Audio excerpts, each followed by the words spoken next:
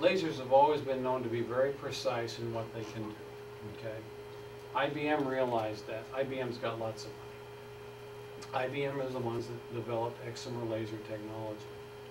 In the late 70s, they were looking for a way to etch microchips, and they knew lasers could do it more precisely than any other instrument out there. But the problem with every laser at that point in time was it created tremendous amounts of heat, whatever it was shot at or whatever it touched.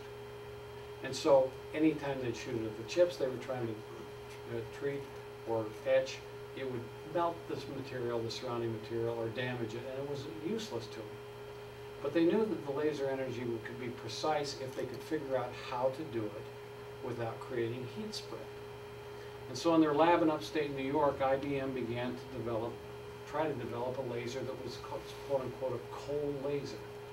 And they mixed various gases together in big glass tubes and charged them with electricity to see what kind of a light source came out the other end.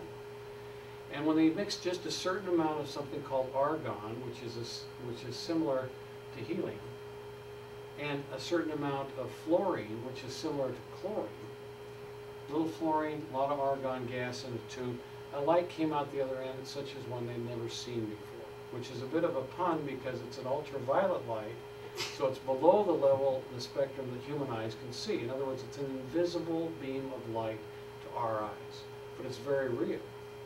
And it's very unique in the sense that it was able to vaporize whatever it touched without sending any heat spread or damage to the next tissue, the surrounding tissue.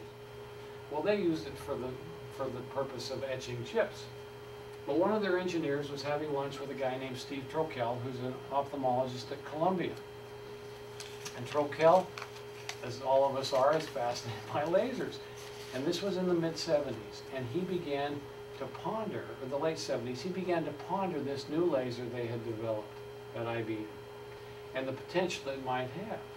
And he began to think about how we make glasses and contacts. We take that glass or plastic, we spin it to a certain shape, we lathe it, and we put it in front of your eye, or we stick it on your eye in the form of a contact lens, and it bends light like it's supposed to, just what we've talked about. Why couldn't we take this amazing new laser and laze that same correction on the windshield to your eye, or the windshield to your world, which is your cornea?